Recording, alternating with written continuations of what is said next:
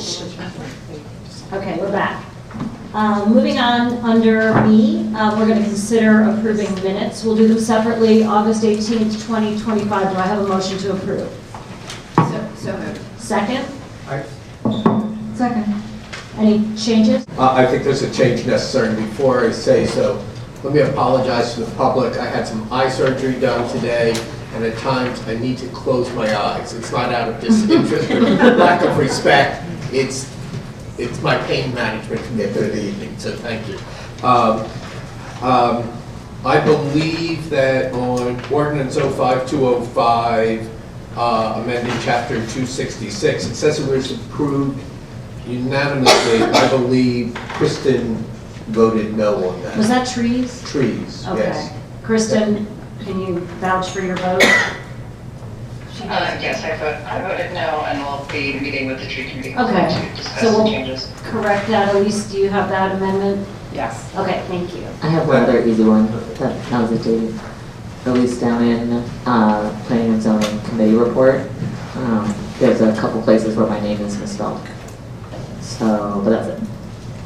Okay, with those changes, all in favor of passing the August 18, 2025 council minutes, say aye. Aye. Any opposed? Okay, the motion passes. Same for the September 8th, 2025 minutes. A motion, please. Second? Second. Changes, corrections, comments. In the statement about the PUC appeal, I think it could just, the minutes read, we joined the PUC, but really we joined the appeal to the PUC supporting the community choice application. Does that work for everybody? Yes. And I can send that to you, Elise, if you want me to. Okay, yeah, that'd be great. Thank you. And with that amendment, all in favor? Aye. Any opposed? Okay, the motion passes. Next, we're going to move into a presentation introducing Little Crumb Creek Park Eagle Scout Project. May I welcome up Thomas Miller, Eagle Scout candidate, and Sue Kelly, Friends of Little Crumb Creek Park. Hi, thanks so much for letting us come and speak tonight. In mid-August, I received an email from a young Boy Scout from Swarthmore, Troop 112, asking if possibly we had any projects in the park that would be suitable for a Eagle Scout project. We had a number of things on our docket that we want done down there. But, so I wrote back and I said, let's meet at the park and we'll take a walk around. And I met with Thomas and his mom, as all Eagle Scouts, or all Scouts have to have an adult with them, as well as at Friday, that when they meet with people, or emails. That's just something that's a standard procedure. So we met at the park, we looked at these projects. They were horrendously, they were very suitable for contractors, but not for Eagle Scout projects. So I talked to Brian Tipping, who has gone through the Eagle Scout project with his son, and I think he's been a troop leader. And he's like, no, they're a little bit too large. So then, thinking of something that was coming up in the park that might happen in the park or whatever, we thought, aha. And so anyway, we talked to Thomas, and Thomas has met with us in the park with Sean and Brian, and he presented his project before our Friends of Little Crumb Creek Park board meeting. So he's here tonight to speak to you, and welcome, Thomas.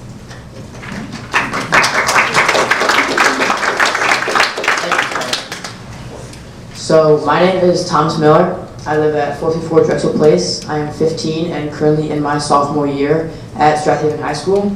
I am part of Swarthmore Troop 112 and I'm currently life rank. I really knew I wanted to work with the Friends of Little Crumb Creek Park for my Eagle Scout project, just because of all the time I've spent at that park as a kid, from the storybook walk to even holding meetings there with my scout troop in more recent years.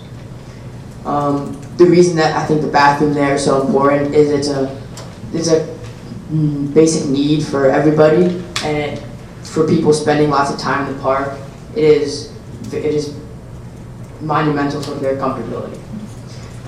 The reason that there was an Eagle Scout project involved with this is because the park is very important, and the plants and everything that goes in there, and especially just making it look nice. Supporting the environment was very important, and being able to design a garden around this bathroom, which is my project, and working with Mr. Bunting to have a lot of native plants and safe plants for the park around that would be very helpful. So far, like I said, I have already met with Mr. Halbaum and Mr. Tipping to discuss site prep and just the overall project. I am working on getting plans for the site and for the bathroom structure so we can start designing gardens for that. I already said I'll be working with Mr. Bunting, who has lots of experience in choosing native plants for this area to really just help support the environment of the park. After the plans are done, we're going to start sourcing materials and looking for community support. And then hopefully, depending on the RFP vote that should be happening tonight, hopefully the bathroom installation is done in early 2026 and we can plant in the spring and that can get underway. Thank you for your time. Thank you so much. Thank you.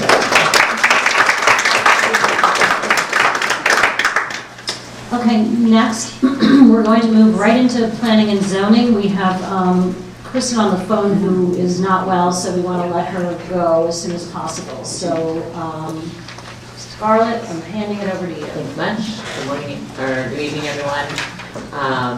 There's one matter for council's consideration from the Planning and Zoning Committee this evening. And before that piece, just by the realities of the October calendar, I want to point out that Planning Commission and Planning and Zoning Committee, which commonly meet the week after council, actually meet tomorrow and Thursday. So, so tomorrow night, Planning Commission, and Thursday night, Planning and Zoning Committee, which has another presentation about Cunningham Park designs and permissions for stakeholders who are interested in that topic. So that said,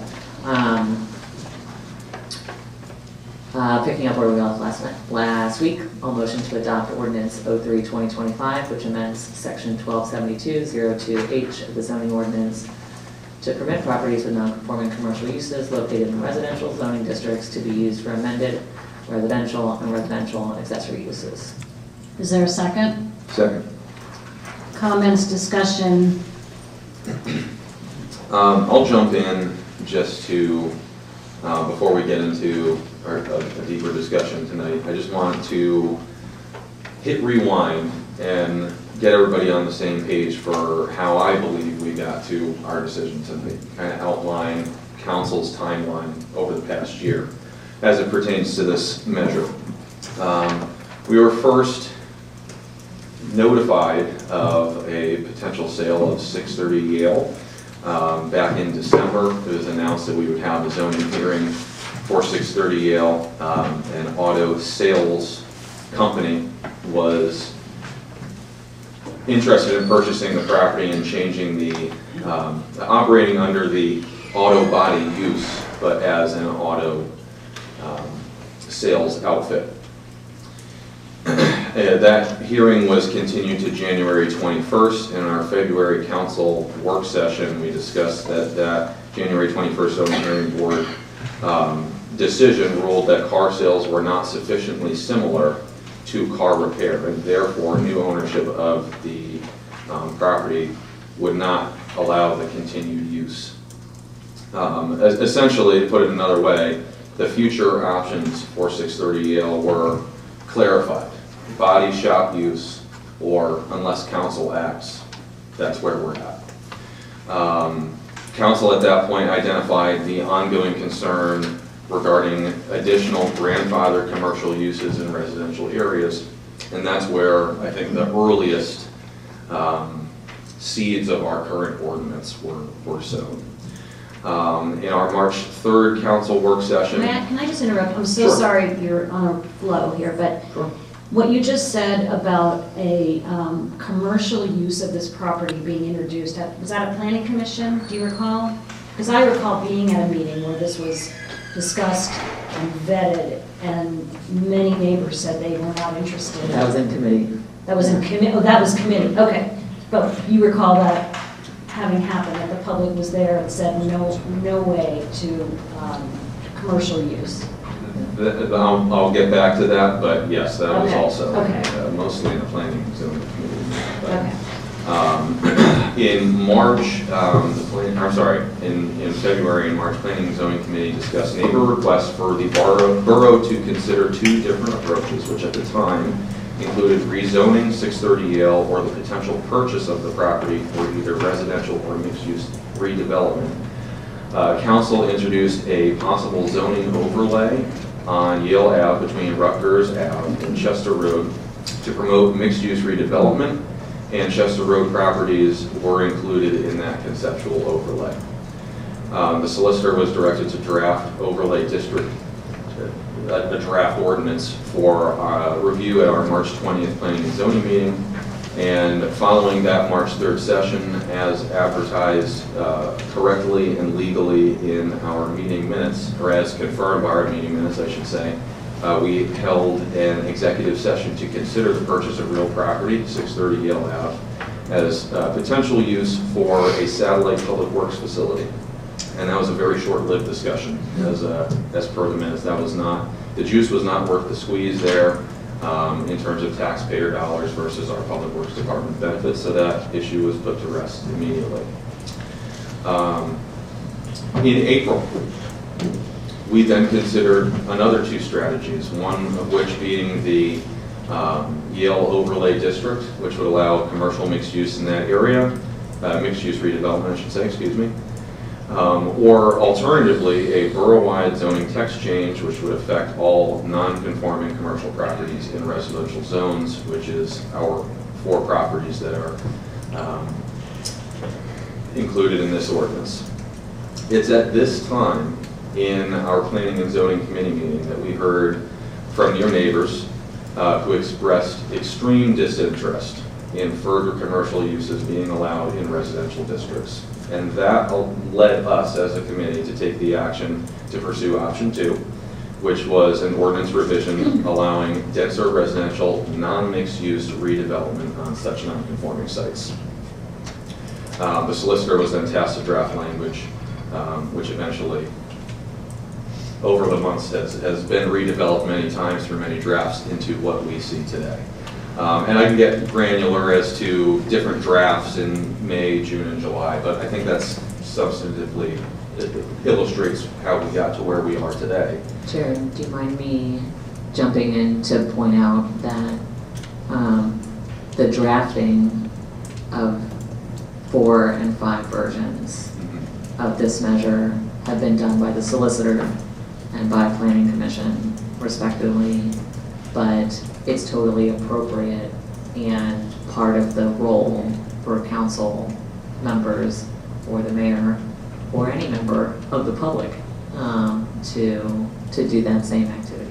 That is correct. Okay. So with that being said, the only significant update that I'll add in is in July, we had our 3rd revision, which created terms of permission to allow up to 8 residential units to be built on any of these properties where non-conforming commercial uses are grandfathered into a residential neighborhood. And that's essentially where the bulk of the most recent draft was made available to the public. It was advertised for public hearing in August. Here we are in October. Hold on one second, sorry. Shannon was asking if she could. No, if you had a question, if you were piggybacking. Yeah, I just wanted to insert that in the drafts provided by the Planning Commission back to us, to keep it as a by right rather than a continual use, we have provisions on the development at these locations that appear nowhere else throughout the borough. And to really receive the feedback from stakeholders who are asking to decouple these sites, I think we've gotten more and more prescriptive and individualized for each location with each version of this draft. So there are 3 different sizes of properties and 3 different permission sets for those properties. So each location really has gotten a contextualized set of building dimension standards. And so for folks who want to confirm that on the borough website, which is difficult to navigate, right? Search pending ordinances, and then it'll come right up, just search. Pending ordinances, and this is the pending ordinance listed there. So, Let's have Jana jump in. yeah, thanks. I'm not as eloquent off the cuff, so I did write something tonight, and I'll try to keep it to 3 minutes, similar to everyone here. I first want to thank everyone here around the table, as well as everyone in the room, and everyone that have emailed us, because everyone wants what's best for our borough. I do want to express my support for this draft ordinance, and I know that many residents have concerns about allowing this development by right and the potential density for up to 8 units. And I know that that comes from a place of caring, and I completely respect that. That said, this ordinance represents reasonable forward-looking planning. Allowing these sites to convert to residential use supports the kind of moderate, well-designed density that helps sustain an inclusive community, and it is consistent with our comprehensive plan that we've just worked through. And during all of those meetings that we were at the PAC Center, a lot of those themes came out of those meetings, particularly around these sites. Whether through the full by right approach or as, I know Carol mentioned this, the proposed amendment, which I assume we'll get to in a few minutes, allowing 4 units by right and 4 units by special exception or conditional use, the intent remains the same, I believe, to open the door for appropriate smaller scale housing that reflects our community goals. And a couple times tonight, people mentioned, many residents fiercely oppose this. Sean and Neil Young, I think, said the majority of people in town oppose this. Why aren't you listening? And I will say that we received many emails over the last couple of weeks where people were in fact supporting this ordinance. So I understand and I do appreciate everyone coming out to these meetings week after week, but there are other voices in town that may not be represented at these meetings.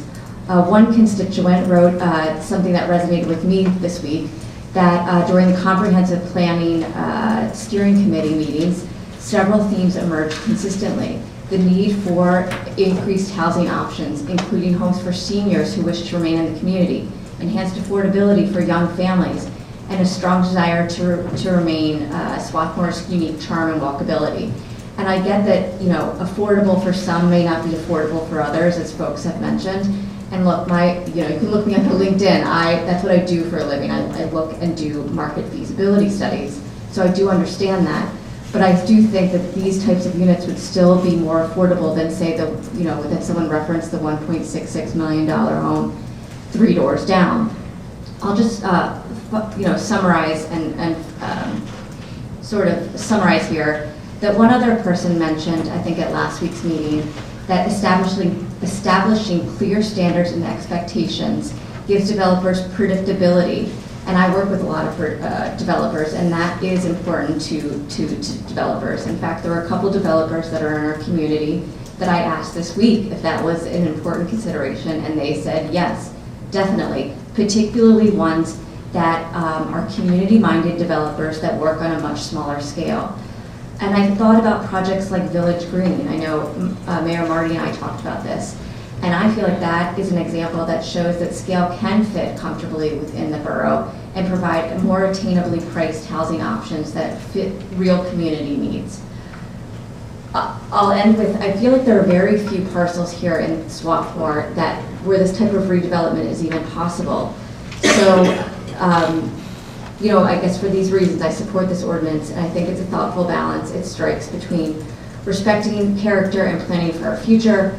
However, after listening tonight, and I think Carol mentioned this, about this compromise with 4 by right, potentially 4 conditional use, that's not ideal to me, just much like it's not ideal to you. But maybe compromise is where, we all walk away, where we get a little, we give a little. So I am open to that. Thank you. Thanks, Jana. And I think that was over 3 minutes. Cindy, what's cooking? I was gonna ask to move the question. Yeah. If we're ready, are we ready? Well, I guess we can continue to discuss. it. So you've moved, we have a second? Yeah, to So call the would you, question. would you like to call the I question? would. All in favor? Aye.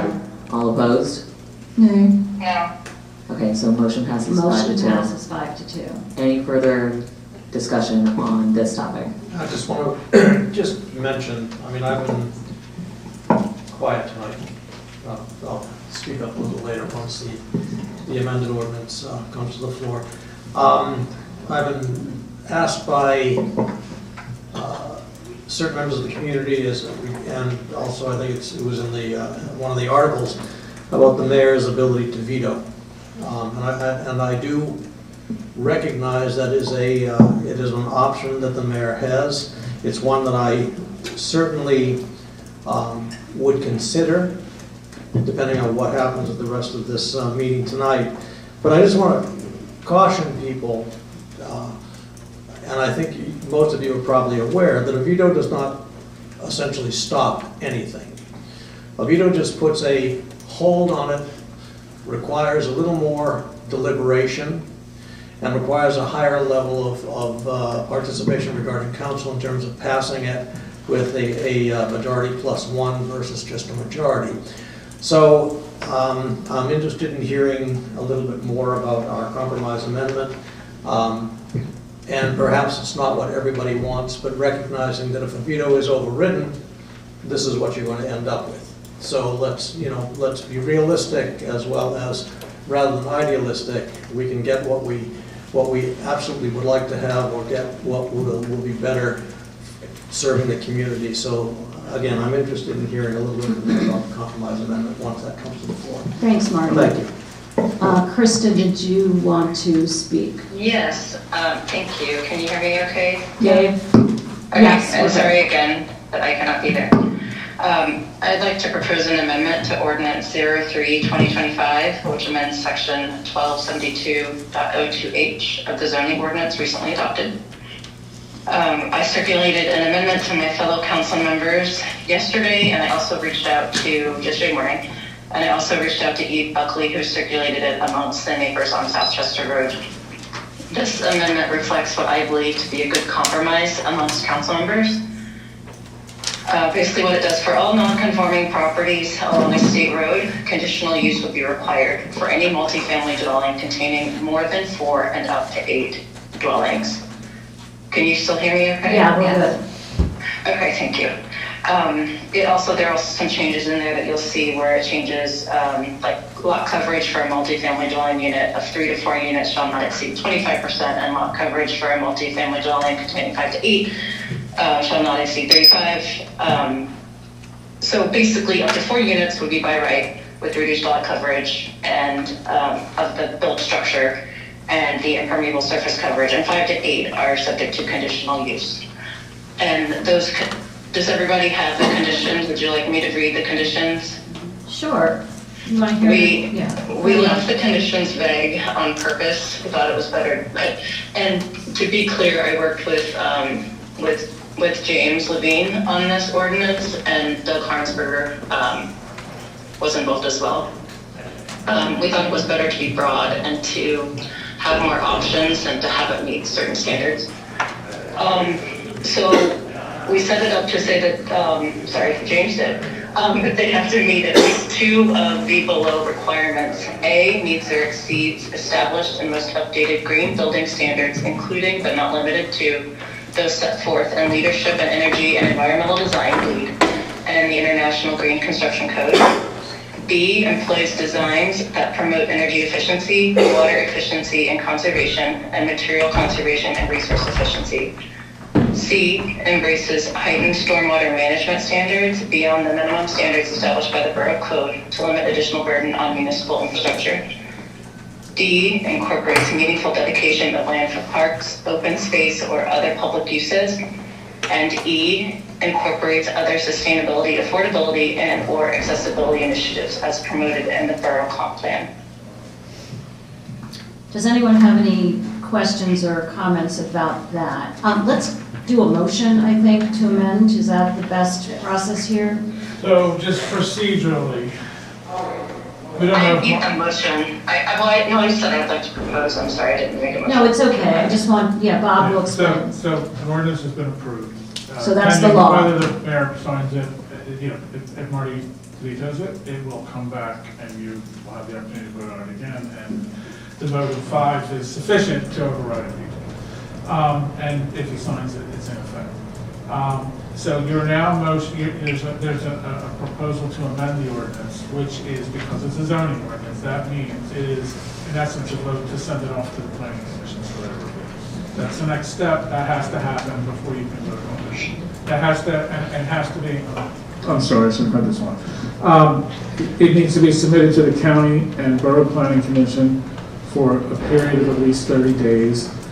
You get their comments back, and then you could vote on it. You could schedule the public hearing, which has to be advertised twice, and then vote on it. So you're looking at a 6-week, at best, 8-week most likely process. I think the calendar suggests that December, because even 30 days from tonight gets us past the November, unless somehow, meetings, we want That's to right. change the meetings in November. It is we could do it the first meeting in December or the second, whichever. Yeah. And Kristen's amendment needs a second. Yeah, so that's a motion. Second? Second. So just to be clear, this is a motion to move the amendment on to the next step, which is forward to the planning commissions and schedule public hearing on it. Okay. And as one of the 2 negative votes, I would like to say I would support this amendment, and I truly hope that the rest of council will listen to the community. I think the Chester Road people who have been continuously speaking, I hope this addresses a number of their concerns and gives us a process that we can all continue to work through. So I hope that my colleagues will support this amendment. I think this needs to be broken into several parts, this proposed amendment. Part of the amendment is very familiar to me because I made almost the identical proposals when the planning commission, to the members of the planning commission, when they were wrestling with how do we make these different parcels different, how do we provide incentives, how do we avoid the triplex issue that we've heard about. And those material, measurable changes I find worthy of pursuing, and if we can fast track them, that's great, let's do it. Now we're into this whole conditional use issue again. And Kristen only read off part of the conditional use conditions. She read the environmental ones, I and think she read all of this. no, she didn't, because it does say that it also has to meet the conditions at some other section of the code. I apologize, right. Right.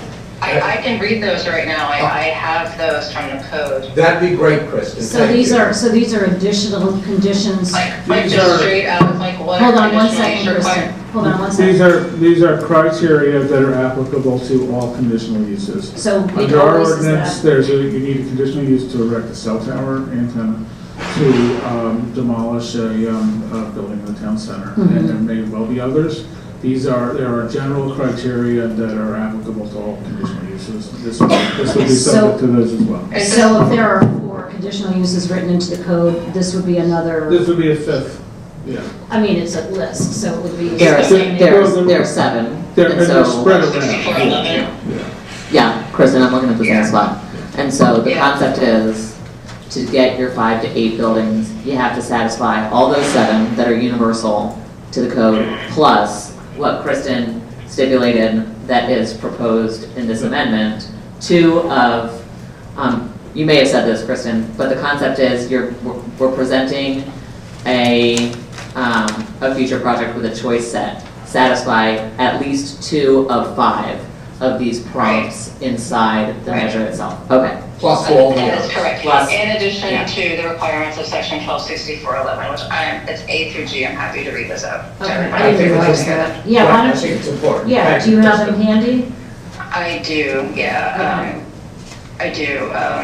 Let's see.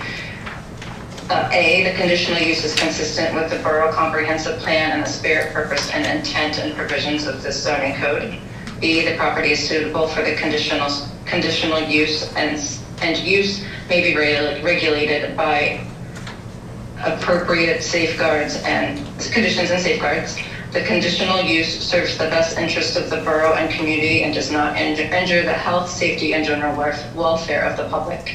The conditional use does not cause inefficiencies in the maintenance of public service, such as sewers, water, police, fire protection, transportation, and public schools. The conditional use is not incompatible with the surrounding area and character and type of development and does not injure property values in the neighborhood. The conditional use does not cause overcrowding of the land and congestion of the circulation systems. No activity shall be conducted that would cause odors, unreasonable noise, smoke, vibrations, pollution, or electromagnetic interference beyond the property line. Thank you. I'm sorry, I'm losing my voice for some reason. Thank you, Kristen. You're welcome. So we have these 2 buckets, if you will, of conditional uses. The first, and I'll call them the more environmental standards that Kristen first read are, if I save a watt, if I reduce by a gallon, the standards are so low as to be close to meaningless. So I didn't find them very warm and fuzzy, even though they're wrapped up in this sort of green envelope. As far as the 7 that she just read through, as somebody who's for many years sat as an adjudicator, if you will, in a quasi-judicial role, I don't know how I could rule on any of these. They are so broad and vague. They seem to have been written, Bob was just saying they're for cell towers and what was the other one? Demolition. Demolition and 5 others that Scarlett referred to that I don't recall there. Right, and it's my understanding, is it correct, is the planning commission going to be looking at that? Looking at, The demolition conditional use? I thought I'd heard that. I don't know, but that is not at play here. Right, so. I know, it's just something you mentioned. So I'm just finding, as I said, I found very positive the changes that said, hey, let's make sure that we're getting what we pay for when we allow these smaller setbacks, et cetera, and we're not getting triplexes or quadplexes. We are getting more diverse housing.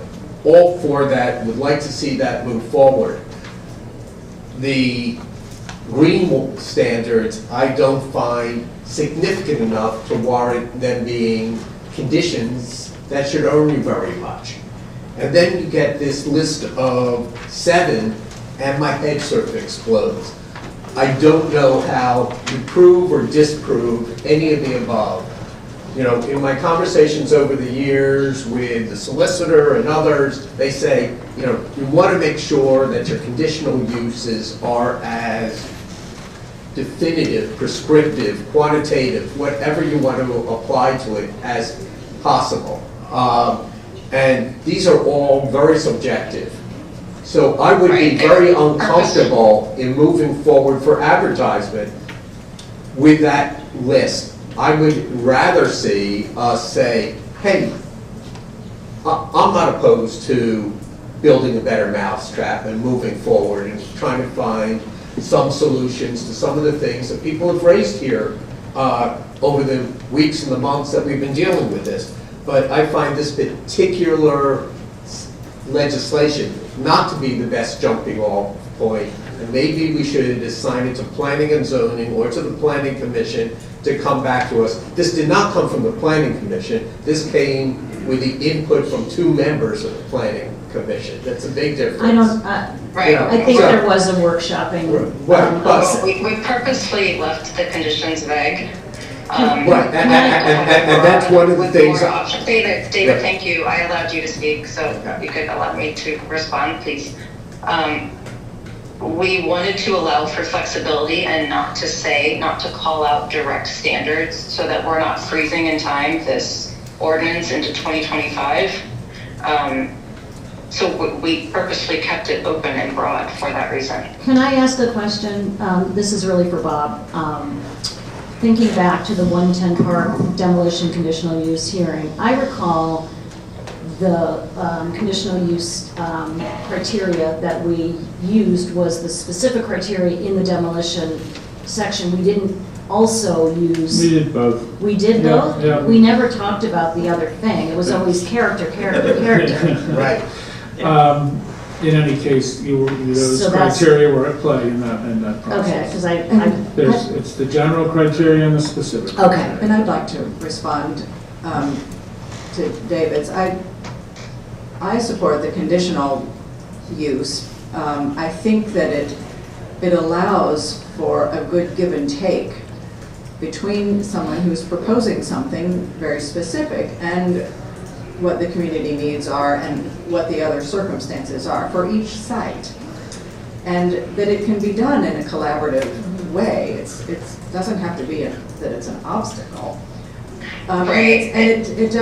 Because it really, as Kristen said, it's hard to actually quantify what we need when we haven't seen a design. We haven't seen a site plan. We haven't seen any of those things. So I think this really serves the community very well. And I worry about this need for perfection. Like, I agree, like, some of the stuff, being a lawyer myself, is kind of hard to weigh, but this desire to get to the perfect place is going to probably defeat the interests of what we're all trying to do here. And I think we all need to understand how our role changes under Yep. conditional use.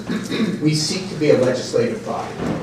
We seek to be, we stop being able to have communications with our neighbors on the street about this particular conditional use. If somebody brought one before us and said, oh, I really think that it meets the comprehensive plan or doesn't, or meets the inefficiencies or whatever on the shopping list of conditional use. We can't have those conversations. We're judges now, we're not legislators. Can I respond to that? I'm sorry, Kristen, just one more thing and I'll be quiet. I took some time and read over this. This is a Governor of Pennsylvania Local Government Services discussion and recommendations for conditional use, special exception and variances.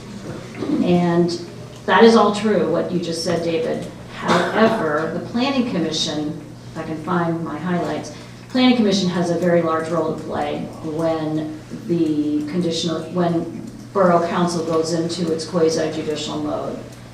So I'm just going to read it real quick. The governing body is acting as a quasi-judicial body and cannot advocate a particular position. True. In this situation, the planning agency could become a party to the hearing to testify before the governing body to promote a given viewpoint or position. The governing body would then have the opportunity to thoroughly examine the proposal and to impose any reasonable safeguards. So there is this area of negotiation in the public that could be done, necessary to implement the purposes of the ordinance and to protect the public's general welfare. So there is a role for the body to negotiate. I agree, there is a role, but not really to negotiate. They are coming as a party. They are coming, they being the planning commission, are coming as a party before us. So, I don't mean to pick on you, Cindy, but just anecdotally, Cindy and Doug couldn't talk about this case over a cup of coffee. It would be an ex parte communication at that point. There are other tools in our toolbox. There is by right where you have the saldo, there is special exception. And I'm just saying that as somebody who's dealt so much in the quasi-judicial world and how that can limit your abilities to get public input and reach compromise, I would say, let's work on this more, but let's not advertise what we have before us. What is I would like to say that conditional use is a good tool if done well. It allows for everyone to have a say. We are required to hear from everyone, landowners, developers, everyone. Except council members. See if I can get that. Except council members. No, we're gonna be right? deliberating in Right. public. We make the decision. Can Bob, I mean, can you, Two things, one observation. I think the next step's to move it to the planning commission. I think everybody benefits by moving this ordinance to the planning commission. You're raising points, planning commission can consider them, they come back with recommendations, you decide, yes, use this one, no, that one. I understand David's point on conditional use. When it does mean that once an application's filed and you're at the farmer's market and somebody says, what do you think about that? You have to say, I can't talk about it. I think it puts you in a bad position. If you do a special exception instead of a conditional use, it is the same exact legal standard. It is a different body that hears the appeal. Instead of council, it is the zoning hearing board. It's just not an elected body. Sorry. It's not, but then you are, and you can advocate, you amongst yourself can say, I think this is a great idea, let's go advocate for it, or I think this is a terrible idea, let's have the solicitor go and put on a case and put on evidence to defeat it. That is what you give up. You can, David is, or Jill is right, that you can have the planning commission be the advocating body. When, in my first year as solicitor, there was a cell tower proposal, and council was the body that had to hear it. The planning commission was charged with, they were provided with a lawyer that put on a case against it. But that was then, the whole case is out of your hands. You're relying on this other body and hoping they do, and it was successful. It was the council voted down the cell tower, was appealed, and the decision was affirmed. It was, so. Bob, thanks for that. To me, if I could just get on the board with two things I like about the amendment and one point for discussion. I like the further distinction of the lot coverage for 3 to 4 units and 5 to 8 units. I think that is. I think that is better than what we have in the previous version. I also like the spirit of the meet 2 of 5 requirements. To me, for the reasons that you all have already shared,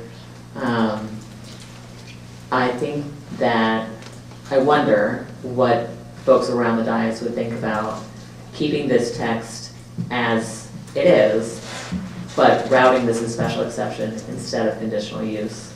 And the reason why is Bob, in the anecdote that you provided, in the event that there is a tough community decision to make, that's the moment when you really want your engaged elected officials to steer and influence. And actually recently, and I think Kristen, a lot of this is credit to you, we have done this year, right? So right, our Riverview Road stakeholders and developer came. The developer said, got rostered on for a zoning hearing to put in a Botox clinic at the top of Riverview Road. The near neighbors said they were opposed to that commercial use on the site, and it was Medical spa, Scarlett. Medical spa. Thank you. And then it was the moment of neighbors coming and saying, write a letter or send the solicitor in opposition to this proposal, send that to the zoning hearing board, is what got all of our attention, instead to broker a decision that was a superior outcome for all parties. And so to me, I'm like, fascinating. That sounds really constructive. And I'd like a future council to be able to play that kind of role. And I can live with this. I can live with this. I just don't want the future council that, you know, we can imagine to get iced a little bit. Wouldn't that be positioning two bodies, one body against the other, one elected, one appointed, if the council under special exception is advocating, and then you have the zoning hearing board maybe not agreeing, you then have this sort of face-off. I mean, that could be good, but it sounds horrible to me. Well, Yeah. you've had the ability to make your case, and if you can appeal it. And you can appeal the zoning hearing board's decisions now, and it sometimes Yeah, happens. it just sounds So- like it's Yeah. inviting contention. And And having it's been, less than what, I'm sorry. having been on the zoning hearing board, and just thinking about some of the examples, I think the Riverview case was pretty exceptional. We had a very easy to work with property owner. That's one thing. So when it's different, it may not have had that same outcome. I found being on zoning hearing board had quite strong side rails. You didn't have a lot of flexibility in making a decision. And I think with conditional use, there's more of an ability to go back and forth. With planning commission, we're working out some details. And then frankly, another bite at the apple with the council. So I think for these parcels, and considering the big change, considering the community interest, that particular stew needs a recipe more like conditional use rather than. Marty, did you want to say something? Yeah. Hold on one second, Kristen. First of all, conditional use has been around since the early 20th century and has been maybe not ideal, but it's been effective. It hasn't stopped development, it hasn't stopped the ability of judicial bodies or municipal bodies or elected officials to act. I mean, it works. It's not, again, there are faults to it, but there's faults to every one of these strategies that you want to, that you look at are not going to be perfect, but conditional use works. It's been working for years. My concern with special exception is, again, is council willing to give up that amount of control to the zoning hearing board? Because it becomes a quasi-judicial process, and the only way that you can influence their decision is by legal appeal. I think you're giving, you have to give up something.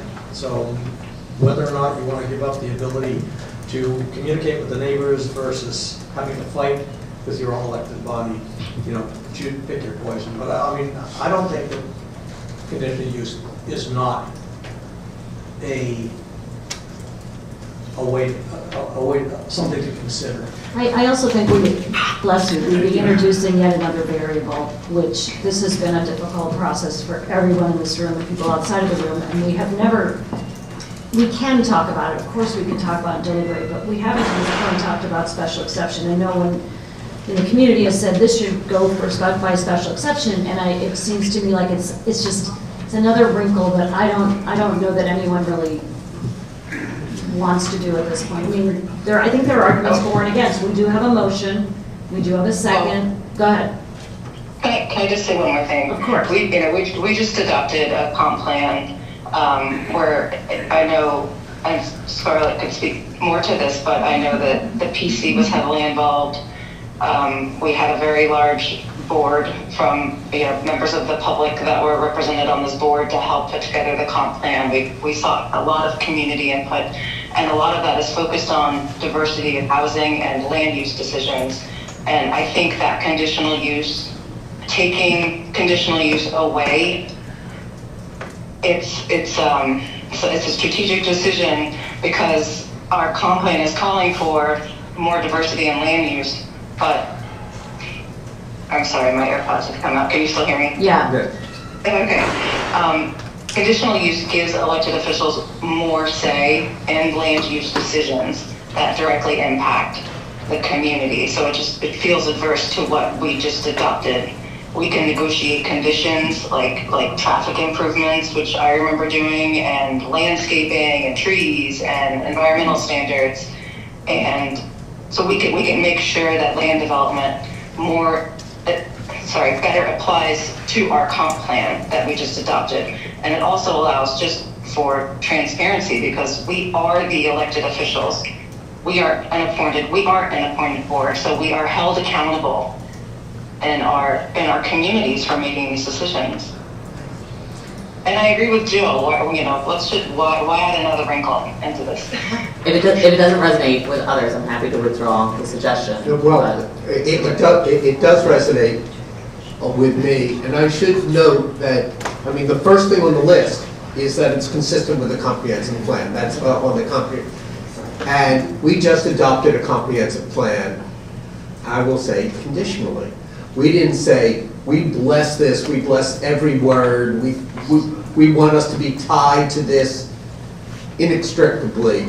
We said, a lot of good work has gone into this. There are a lot of good ideas here. This should give us direction. It wasn't a be-all and an end-all. And then we say, okay, so this document that's not a be-all and an end-all is the first thing that you have to prove that you're meeting under conditional use. I find that intellectually challenging, we'll call it. Kristen, did you want to respond? I did not follow what David said. I'm sorry. If others did, that's fine. I'll just piggyback on that. And your potential amendment does resonate with me. However, I think for the greater good, and I don't think I'm the smartest person in the room. I thought maybe Bob was, and he would tell us one way or the other, but even he was sort of like... Both valid options. And I think to kind of hear residents in this room and through email, I think, resonates with me. I'm comfortable with the amendment. I just want to add one more thing. The Planning Commission, from my understanding, is 100%, as much as they haven't met and discussed it, but I believe that they are supportive of conditional use.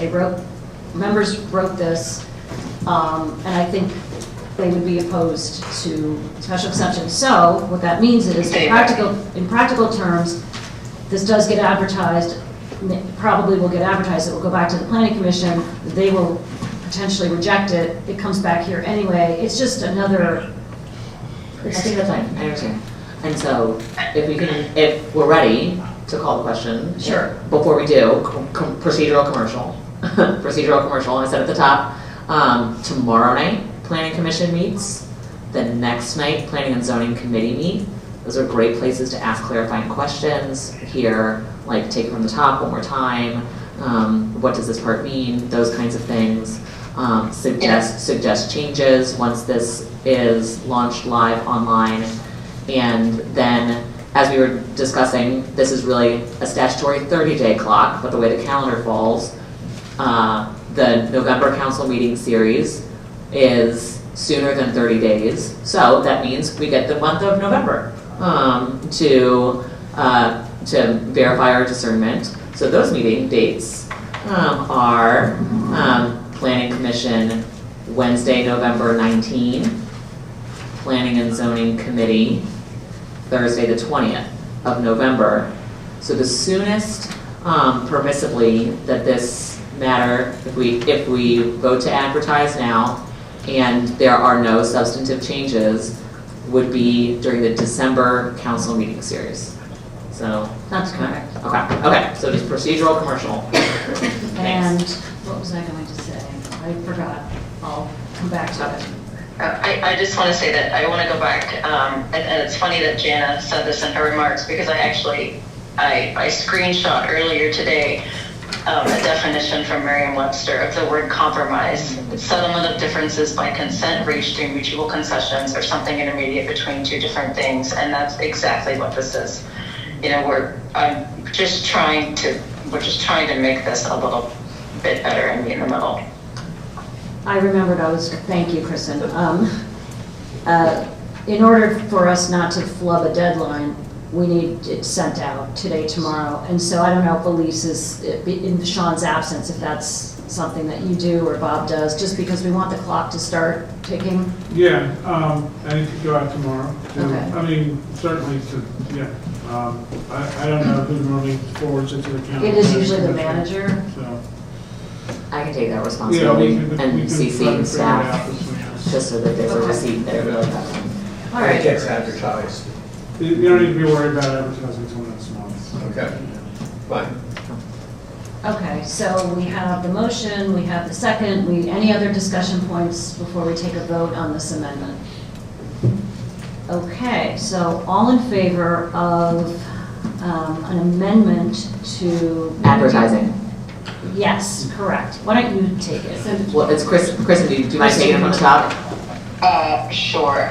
I would like to propose a motion to advertise an amendment to ordinance 03-2025, which amends section 1272.02H of the zoning ordinance. And to forward it to the planning body. And get forwarded to the county and local planning commission. Is there a second?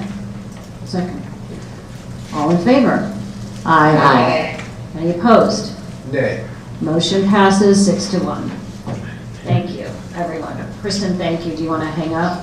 No. Yeah. Oh, no, Cindy doesn't want you to hang up. You need to hang in there? Okay. I'm here. So where are we on the agenda? Do you have anything else? No. Or planning and zoning? Okay. Thank you. Moving on, environment. David. Nothing from environment other than depending on where we are with the two trash RFPs will depend on whether we are meeting this month. If they're still open, we'll meet because there are environmental issues concerned with it. If not, we will not. And are we discussing trash tonight? That's in... That's under, Okay. Okay. so that's all I have. Thank you. Cindy, finance. Thank you, and I hope Kristen's on so that, because we need some votes. First of all, I'd like to, consideration to approve the Finance Committee meeting notes from September. Yes. Second. Okay. Second. Moved, seconded, and all said aye. All in favor? Aye. Good. Finance report, the numbers that came in from Nancy show that revenues are up, but so are our expenditures. But things seem to be in decent balance, and we'll wait to see how the next month rolls out, because I think that's when some changes happen. I would like to move up in the agenda the consideration to approve the supplemental MOU with Swarthmore College regarding financial contribution to the borough for 2026. The proposed MOU with I'll second that. Oh. You moved. I will second it. Okay, great, and then I was going to explain a little Yeah, bit go more. ahead. Oh, thank you, Joe. The proposed MOU with the college is for $638,000 for a contribution for 2026 and 2026 only. It responds to anticipated increased costs for police, advanced life support services, and fire department services. It is not the sum total of the college's contribution, and the college is willing to negotiate with us in 2026 for its 2027 contribution. As we work through the realities of what it takes to fund these ALS ambulance life support services, and whether or not there's a regional authority for ambulance services and possible fire services. So I know all of you colleagues have a copy of the draft MOU, and I invite discussion, but I hope that we can pass this and have Jill sign it. Is everyone familiar with the language? What this is intended to do? What questions might you still have?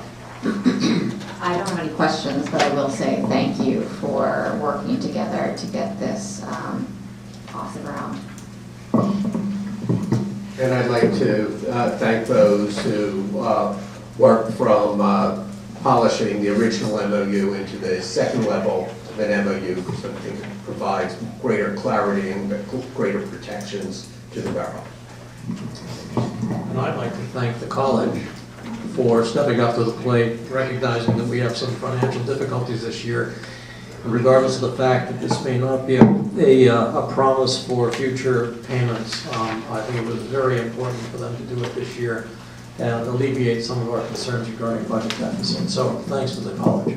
And I think it's important, that I agree with you 100%, Marty. I think it's important to note that in the MOU, it explicitly states by accepting this money, we will not be pressing forward with an EIT in 2026.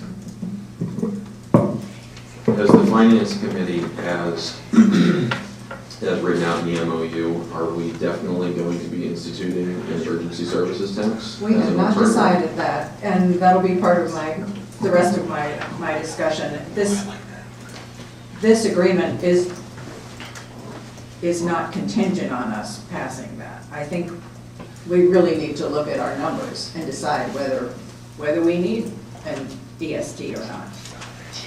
Yeah, Cindy, I think it's something that we can open up at the, kind of just reopen the budget at the next finance meeting and review everything line by line like we did last time. Now that we know we're after that generous college contribution. And I think it's important to make sure that the public knows that, as I think we've discussed with the solicitor, an emergency services tax is not an additional tax per se.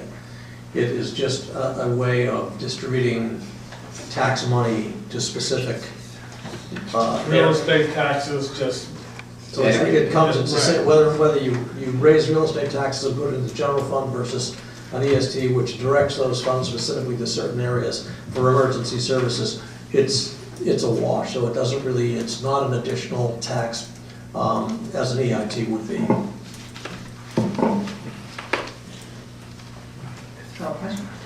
Sure.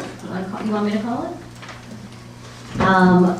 Everyone, all that are in favor of approving the supplemental MOU with Swarthmore College regarding financial contributions to the borough for 2026, say aye. Aye. Anyone opposed? Motion passes. Thank you very much. We have some bills to pay in terms of $550,000,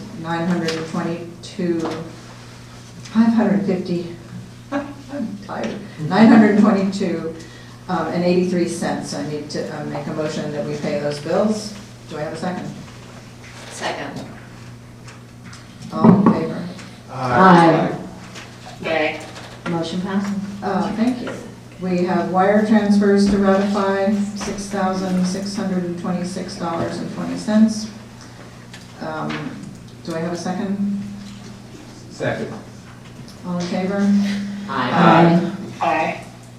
Transactions to ratify, 148, okay, motion, I move that we ratify the transactions for $148,333.34. A second? Second. Do you know about this? You know what this is for, right? No, I was going to ask the same Tell me. question. Okay. I have known it. That's not Here a it is. trick, I'm not trying to Oh, put it's you on the the spot. Paul and Company. It's the, Did you want to address? No. Okay. I thought that was the one for the fire company. Did I get that wrong? I thought that was the 148,333. no, I looked at the 34. wrong thing. Yeah. This is money that is in the budget. They're just asking for it slightly early. So that's why it appears. fire companies. Fire company. So this is part of the allocation that was in last year, in the 25 budget, that they need at this point in the year to pay their bills. So that's already accounted for. Thank you. I was looking at the wrong page, so, thank you, Jill. Mhm. Did we vote on that? Yeah. We- Not yet. Okay. All in favor? Aye. Aye. Next on the list is the consideration to approve the 2026 energy purchase agreement with Constellation Energy. David, I think you're our expert on this, so can you lead us through that discussion? Sure. For the past several years, we've been buying energy on the marketplace rather than directly from PECO. And we've been buying green energy. We get, our service provider has been Constellation, and they have submitted to us just earlier today for today only price of 0.8421 cents per kilowatt hour for 12 months. That covers an estimated annual usage of 314,508 kilowatt hours.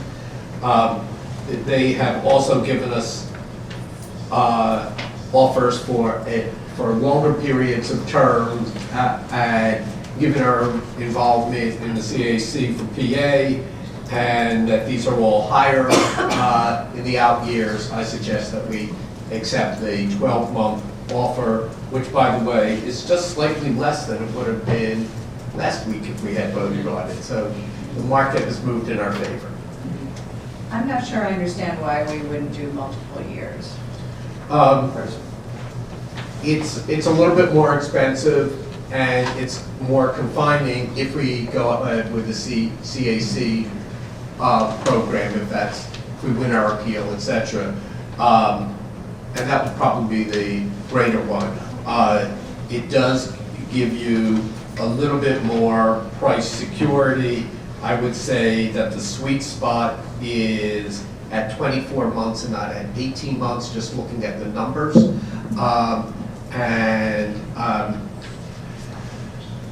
So if you wanted to do that, you could, but I don't see any reason at this point to tie our hands.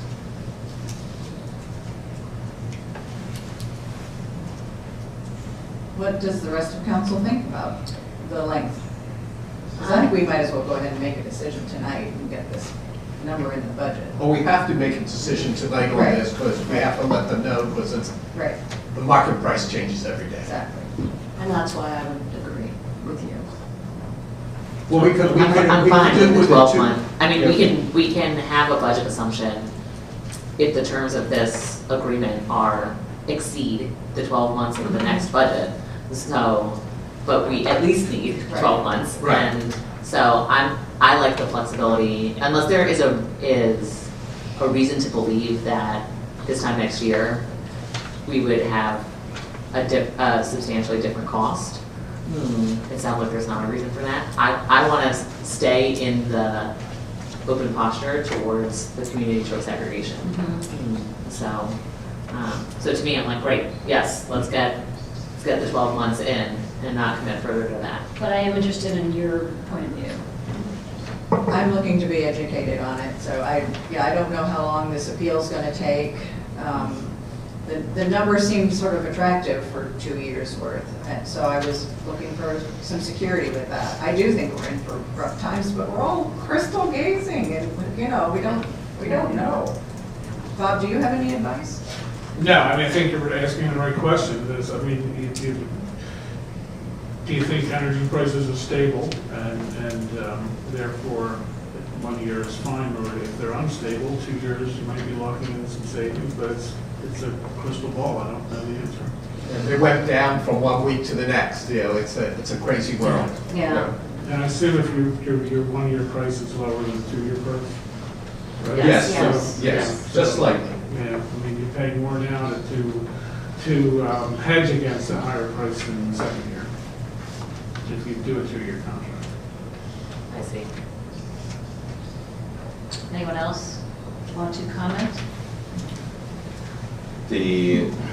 Not to sound alarmist, but I keep hearing everything about AI data centers going in and our costs driving up, our electricity costs being driven up. And I've seen those costs go up for my household, as I'm sure you all have. That's my only concern with not doing the 2 year option, but there's no, as far as I'm aware, some sort of massive development that would swing this one way or the other in that time frame anyhow. That's what's on my radar. I would not go beyond 2 years. 2 years happens to be a little bit of a sweet spot in the offers, we can go either way. It's, and we have no idea, of course, what the process is with the community choice aggregation appeal, what the timing is, whether we win, whether it gets assigned back to the PUC, and there's another year of hearings, etc. We just don't know. So, if it makes our finance chair more comfortable, I could go with the 2 years. What is this quote is represented as this is a kilowatt price, Kilowatt right? hour, yes. I don't know what a kilowatt hour gets me. And so Not very much. could you comment on the potential cost difference? In the 12-month versus the 24-month in an actual bill, not in a kilowatt rate? If you multiply that total price by the total number of kilowatt hours, you will get This 314K. You will see what the estimated. Because we're bill talking would be. about 1,000th and half of a 10,000th Yes. of a cent. Right. Per- Well, we're not talking about a So lot. it's not, As Bob says, without putting a lot, we haven't timed the market, we haven't said, oh, you better go into the market this month, or we better go to the market in May. We haven't done any of that. We've just taken some spot prices, and based upon these spot prices, there is a minuscule difference in the hedge price of about 0.15 cents. So, 1, 2, 3, we're talking. it's $300. About, yeah. Well, I was going to say 400, but yeah. Okay. About, yeah. So to me, Cindy, is that a little bit more useful than just seeing the kilowatt rate? Where we would be talking about between $300 and $400 increased total annual cost for the borough municipal electricity Per year. if we lock in do for 2. Yes. if we do a 2-year plan Right. rather than if we do a 1-year plan. And I'm fine with that. So. Can I ask, historically, to get an understanding of how this moves, what is, if you know, what is the historical trend? It's all over the place. So it tracks. I would say right now there are, as Jared indicated, there's probably more upward pressures on electricity prices than there are downward pressures. So the 5-year, Right. Okay. Whether it'll occur in that 2-year period, if I had that crystal ball, I'd be a very rich man. And But- it looks like we budgeted 16,000 for electricity, and we're almost there. We've almost spent that much this year. And this is just the energy portion of the electricity. It's not the Distribution. the wires, and customer charges of it, which is separate. So Cindy, we want a better figure for the 26 budget. Annualized, the 12-month kilowatt rate is 26,418. So that would be about right, probably that's 9 months, so that's 3/4 of the year. Yeah, that tracks. You're saying. I'm not following it, but, because 16,000 was for the whole year. I'm saying don't replicate that. For Make it higher. 2026, Right. correct, Ah, oh, correct, yeah. 26.4 is Gotcha. what we just, Right. is what we just landed at. It's this portion of the electric bill, okay, not the whole electric bill, but this portion of the electric bill is facing an approximately 10% increase year over year. So, Sounds like it's more than that, but so again, I have no problem with going with the 2-year. is that your motion? I'll make it as a motion, that we lock in the Yeah. 2-year that seems sensible. and Is Elise still here? Yes. Elise, can you call that in tomorrow, or? Wait, let's vote Bye, first. Sal. I'm sorry. Okay, you have we have a motion, Yeah. do we have a second? I'll second it. Okay, so all in favor of The locking in the, go ahead. Two-year price of 8.58 cents per kilowatt hour from Constellation Energy. Say aye. Aye. Any opposed? All right, the motion passes. We are locked in for 2 years. Yes, and I'm asking Elise if she can send a note to whomever sent this to us. This came from Matthew Shortall. Matthew Shawtall, and Elise, you were copied. So if you can send that out, that'd be great. Thank you. Thank you. And I actually didn't mean to skip over the continued 2026 budget discussion, and I was pretty sure this was going to go on long, so I wasn't necessarily going to go into great detail, but this is an opportunity for you all to speak to the Finance Committee. Our next Finance Committee meeting is October 27th at 5 p.m. I'm hoping then that we have some additional data, like this, this electricity number and some other things. The current issues include, as I have them in my list, whether or not to show in the budget the matching funds that are needed for grants that we know we have in hand. I believe we should.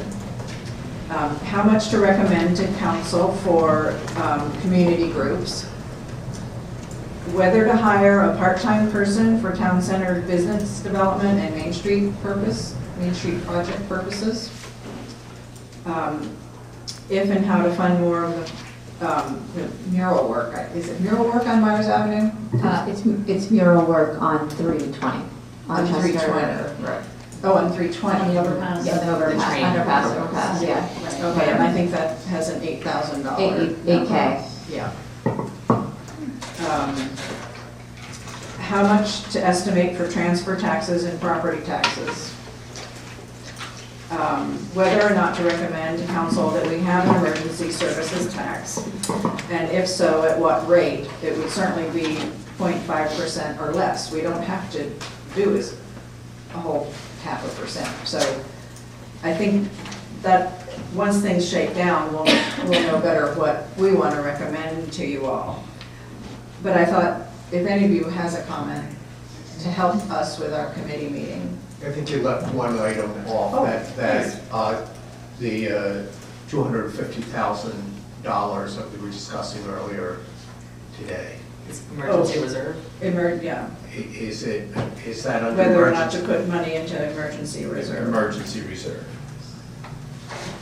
Not general use, emergency fund services, reserves dedicated to emergency services downstairs. Emergency Fire, services, police, right. like, I think that's how the manager has put it in there. Okay. But when he's back, he can clarify. But that was another major, Yep. yeah, like that's the biggest undecided cost. Well, no, the Yes. matching funds, whether to show the matching funds for grants in the budget or not. Can you tell me the line number or where point?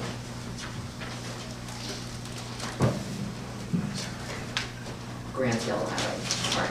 it's, Right. That is it. it's up That under is it. grants Okay, for okay. $157,938. And if that's the right number. I like the idea of being transparent to people, and I think What's the first one? Oral match? that's the traffic light at College and Chester. We're upgrading the traffic light there. Apparently it's. Well, that's all this- fantastic. I know. That's the best news I've heard all day. But are we awarded that grant? Yeah. We are. Oh, I don't know anything about that one. That's awesome. Okay. So Henderson Field, right, awarded, and College Ave awarded, but I don't know if But they're we- awarded or we've or whether. applied. Yeah. I think we're certain of getting them, but I don't know. Okay. Well, I don't think they Okay. haven't awarded the contracts yet, because. No. Well, Hitchens Field, not only have we awarded the contracts, but the work's going on. Yeah, Henderson Field, we know this bill is gonna come due in FY '26. Well, or it could a be- more substantial portion of it. Could be FY '25, where they're chugging away. I think they're done That's in where the we'll- next few we'll weeks. get- Right. We'll catch up with our But borough then- manager Right. and be able to Right. have it listed properly. Right. What's the downside? I don't see a downside. The question is what, well, we fund these types of grants out of our reserves. We seldom budget for them explicitly because you never know when they're Still gonna come in. speculative. Right. Are we gonna get it at all? Right. And when? Now, we wanna make Make sure. the state budget. Right, that we have enough in the way of grants. One of the things we do in order to make sure we can replenish those if they happen is how assertive or conservative we are with the inclusion of other non-recurring revenues. These is a non-recurring expense, these are non-recurring revenues. The biggest one on the table right now, sometimes it's building permits, but this year we're faced with the real estate transfer taxes associated with 110 Park. The budget that we have right now doesn't have any 110 Park associated revenue. So as Cindy said, we have to figure out what we're doing there. If we are not including the revenues for that, I don't see a reason to include what we pay for with those revenues, these grants, with them. If we are going to include the revenues, then we can include the grants. So I'm just saying, let's be I don't see those doing the internally same consistent. thing. David. Say more. Well, so, I'm sorry, I might have heard Cindy incorrectly the first time, but I thought that she said that, for grants that were already awarded. It's for projects where we know we're gonna have to pay them. We're talking about matching funds, and Right, that's something I think we. and it's for projects where we know we're gonna have to pay the money, whether it's 25 or 26, but I thought they were 26. Yeah, and just as a reminder, Okay. Well, when you, obviously, you have to look attractive to the funder. The more you put in, the larger percentage, you are more likely to get a grant, rather than not putting, some have no matching, but those that do. Right. It has to be looked at in consideration of your overall reserves, et cetera. Correct. So, I think there Right, was, well- and there was some transfer tax in the proposed budget. there is some, Yeah, but nothing that considers the six figures that we're likely to get from 110 Park. So just I think we to, can loosely predict that, but I mean, I'm not trying to be an alarmist, but I'm just saying, like, it could burn down tomorrow and none of those units could sell. I'm just like, it just seems like an odd thing to put in the budget, that we think we're gonna get this. It doesn't seem like something we could plan on it loosely, but putting it as a hard number that we can count on, just doesn't feel I right. disagree with that point. The question is how much to estimate, and I think that should not be, we can talk about it further here, or we can send this, it's going to be discussed in finance. Sure. We have to base it on real data, real information, how much is being paid, for this amount elsewhere. There's a ballpark. And I think it's a definite revenue coming in that we can depend on. We don't know the exact amount, but it needs to be in the budget, and we need to account for it. May I make a suggestion that if anyone else has anything to say here, we say it now, and then this can be further hashed out with the public input Right. in the committee. finance Right. committee meeting. But I was really happy to be able to get everybody's Yeah, of thought. And as course. many of you who can come at 5 o'clock on October 27th would be great, but, yeah. Okay. Okay, we need to take a 2-minute recess? 1 minute break. 1 minute break. They're live. Okay, we're back in session. Cindy, anything? Just one more follow-up, Jared had a comment. I had 3 quick notes. Firstly, we said that the EST was a half of a percent. Is that a percentage rate, or is that for Half the a mill mil. rate? Oh, half a mil, my bad, sorry. I just wanted to clarify that. Thank you. 2 other points, I concur with David, I think that parking lot property taxes should be included. as that building is very close to completion, and we're almost. And finally, I was just curious what specifically the $250,000 was for the emergency reserve. Is that to purchase new public safety equipment, or is that just an emergency slush fund, for lack of a better term? We've had high expenses to repair equipment that is in service. It's for emergencies. Yeah. Okay. So vehicles, emergency vehicles? I would need Sean to further elaborate. Okay. He put this budget together and he left town. So, but it's my understanding it's, yeah, and if insurance doesn't pay us back enough, if other communities don't step up, I mean, we're holding the main responsibility for this ALS, and But it's not to continue acquiring equipment, discrete No. equipment purchases. no, when I don't we- think so. When we, Oh, it's not, for sure not. Right. It's for repair. okay. Okay, good. I was just curious, because we're discussing our apparatus status Exactly, and we don't even know potential what we replacement plan. need, yes. Okay. But we have to keep the things that are there going because we don't have any alternatives. And that's getting to be expensive, Fair. unfortunately. Right. And we have included, or I believe the Fire Association has included additional funds in their budget for additional repairs this year.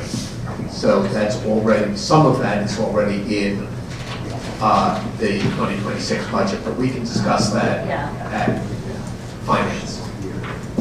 And I know this can seem really tedious for the public and for some people up here that aren't on finance committee, but this is critical, so stay with us, come to the finance meeting and participate, if you will. Okay, is that it for finance? Will you state once again when and where? I mean, when? October 27th, 5 p.m., right here. Excellent. Thank you very much. And Jana, general government. Yeah, I'm actually going to table the approval of minutes because we need to incorporate some additional minutes from the team. So can we just move this to next month? Sure can. That's it. Will you be meeting this month? We will not. Okay, thank you. Public safety. Kristen, are you still there? Yeah, I'm here. Got a child yelling at me, I apologize. We are meeting this month. We are meeting on the 21st at 9 a.m. Okay. Sorry. No, don't be sorry. That's it for public safety, public works, Jared. There is one agenda item underneath public safety. I think this is the continuation of the discussion of sensitive use ordinance, and I think it's the planning commission that's taking another crack at it. But did you want to speak to that? I do. Oh, okay. So I want to clarify my no vote on that advertisement from a couple sessions past. I've mostly kept quiet because I didn't have a productive solution, alternative solution to offer, which I think I may have found at this point and would like to circulate for at least further discussion. To clarify my no vote, I worry about the enforceability of our current advertised ordinance. And I also worry that we are trying to legislate multiple types of sensitive business uses that nobody's asked us to legislate against. I think it's a well-held and commonly shared future vision for Swarthmore that does not include more vape shops. That sounds like that's a common sentiment. And I'm in agreement with that. However, there are some of the other sensitive business uses which I don't feel are appropriate.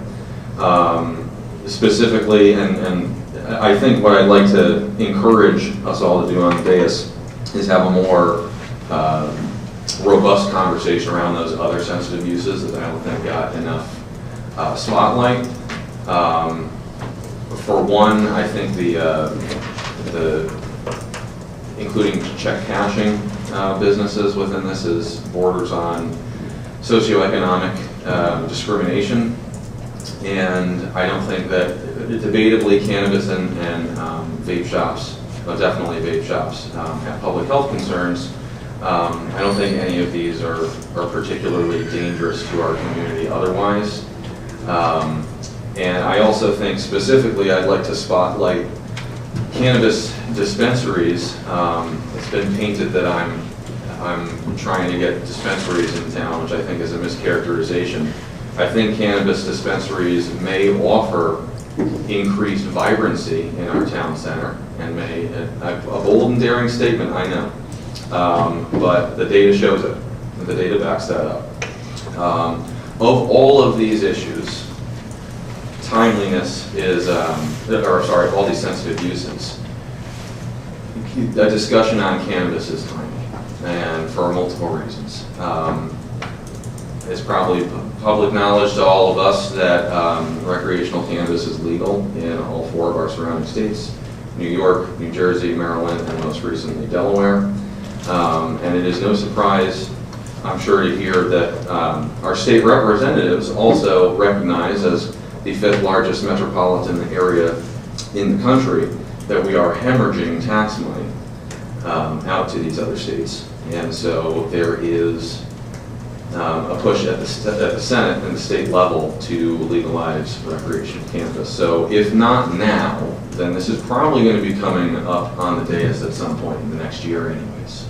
So I'd just like to encourage us all to give that issue its proper spotlight on the dais, and also provide a potential solution.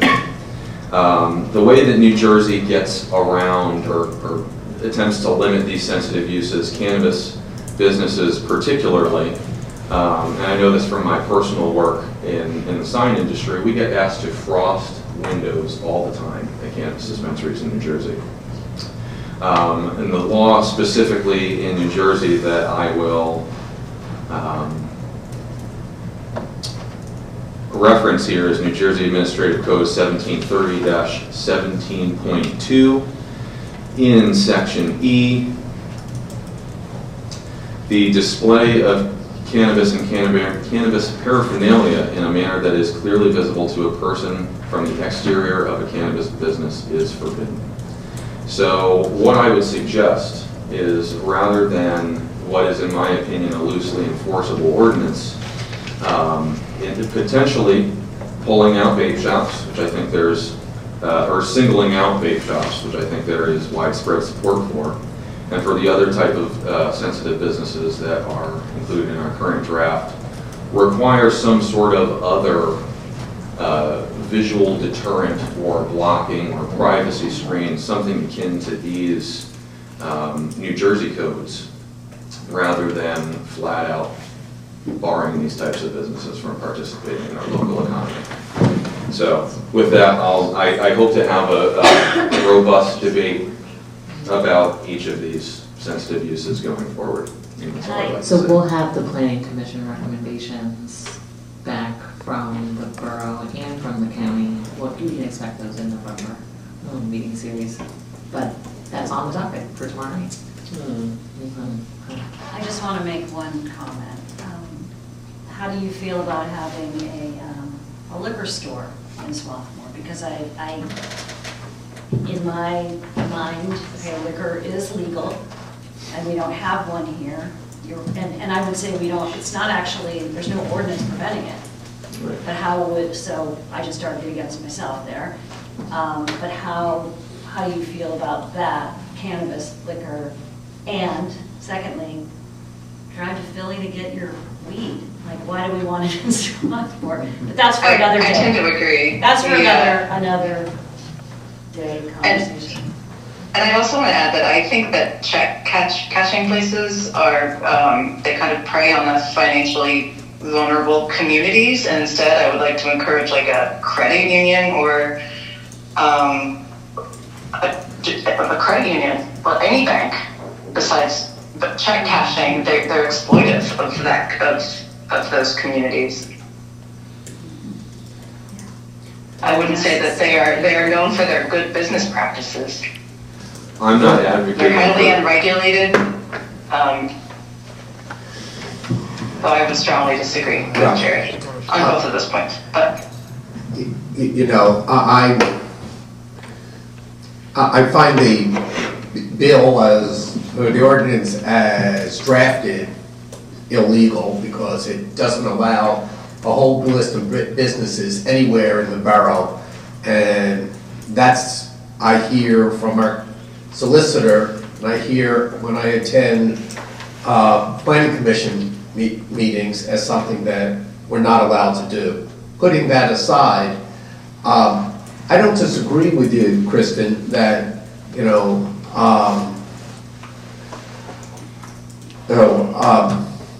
check cashing businesses don't take advantage of people, but they're taking advantage of people because that same group of people usually does not, for whatever reason, have access to traditional banking. So unless we're willing to step up and solve the banking divide in this country and in this community, I say, hey, let's leave that off. I also think that Jared's general proposal is really what we're talking about. We're saying we don't want to make these types of stores attractive to our youth. So if there is screening, however it's done, and I mentioned this in our early discussions of this bill before I knew about this New Jersey approach, I think that's a great step towards saying, hey, you want to do business in our community, maybe it's not where you want to be, because people aren't going to be able to look in your windows and see what you're selling. I'm going to disagree. I think I'm the only one here that is a 13-year-old, and I feel like he's the prime target here. I think if you screen a storefront in Swarthmore, which they walk by several times a week, it is even more enticing for them to go into because it's a place they're not allowed and they can't see behind the curtain. So I'm not trying to gang up on you. I hear you. I'm even open to thinking about the other uses, but I feel not the cannabis, but some of the other uses. But I feel very strongly about the vape shops, and I really hope the Planning Commission comes up with a better solution than mine. Not the red light district, but there must be something else out there that other boroughs and townships have done. Thank you.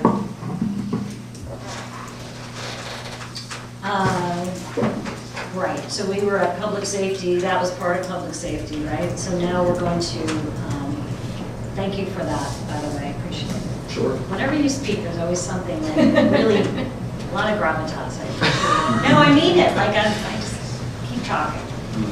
Okay, Public Works, now you can keep talking. Awesome, okay. So taking things a little bit out of order, we'll go through the quick ones. First, I'll make a motion to release our 2026 annual street tree removal RFP. Second. Okay. Do I remember reading in that street trees would be chopped into firewood? Did I imagine that?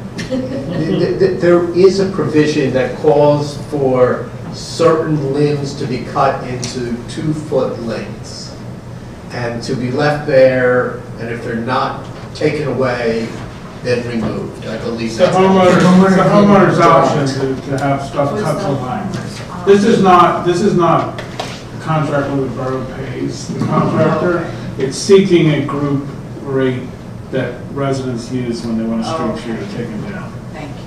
And they have the option of getting their stump going or not, or of having it cut into potential firewood. Okay, thank you.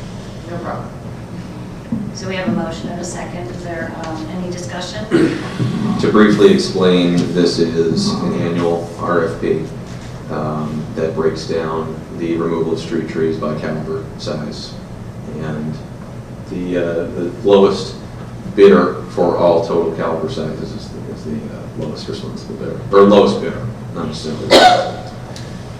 And on an associated note, the borough pays a certain percentage of street tree removals that are deemed to be necessary. So they subsidize the homeowner's expense. Correct. What else? Anything else that we want to discuss about this? Let's do it. You want to call the question? All in favor? There we go. Easy way out. I made the motion already. And Okay. we got a second. Right? Yeah, I second it. Okay. Aye. Go All in ahead. favor? Just when, I didn't just, know I was allowed to ask if we're all in favor.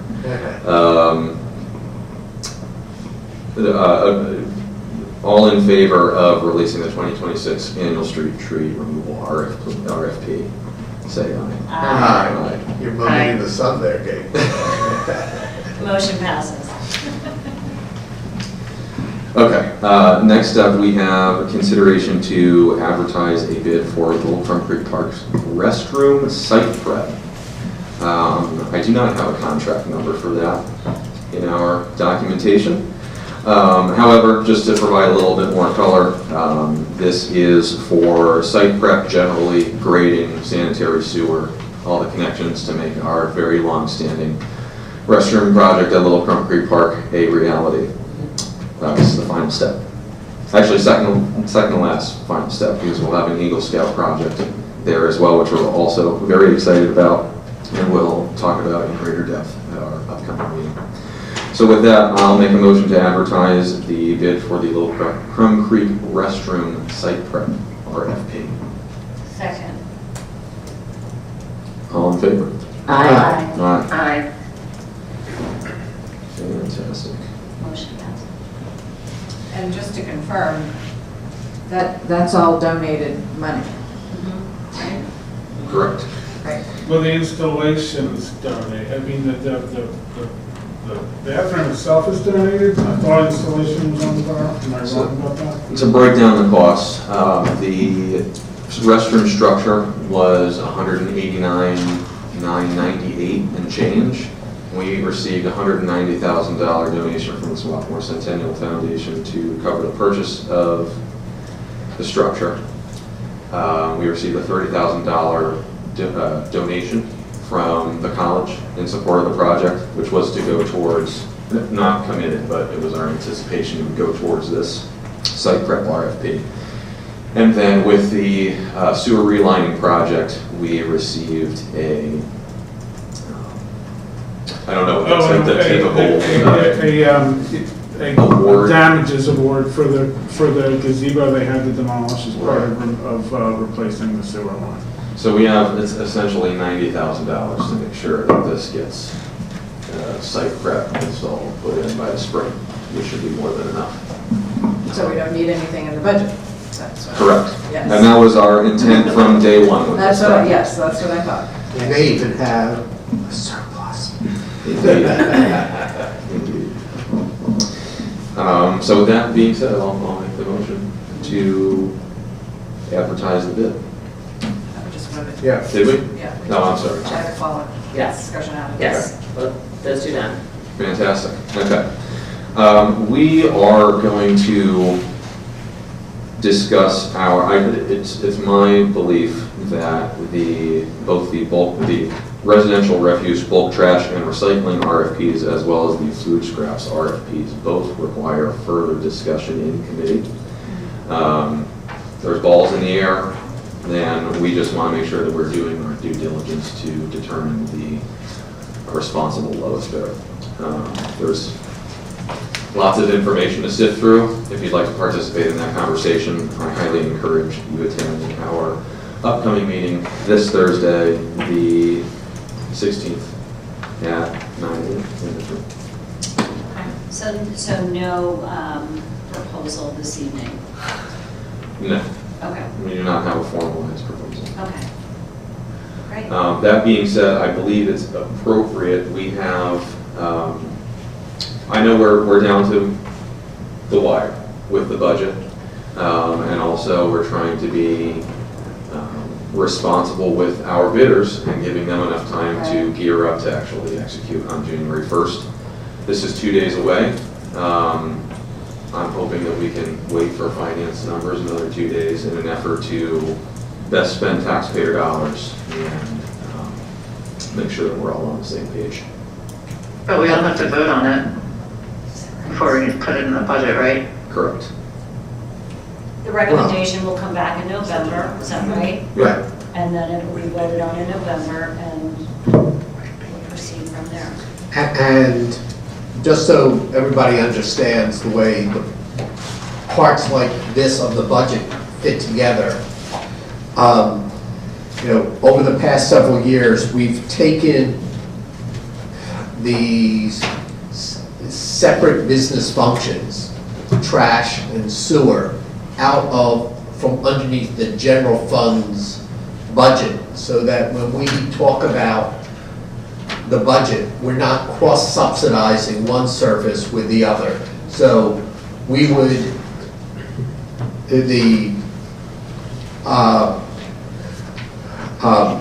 Public Works Committee would have to bring back to the full council its recommendation, which would just then get folded into the budget, but it should have a zero impact or close to a zero impact as we set the fee for trash pickup for next year.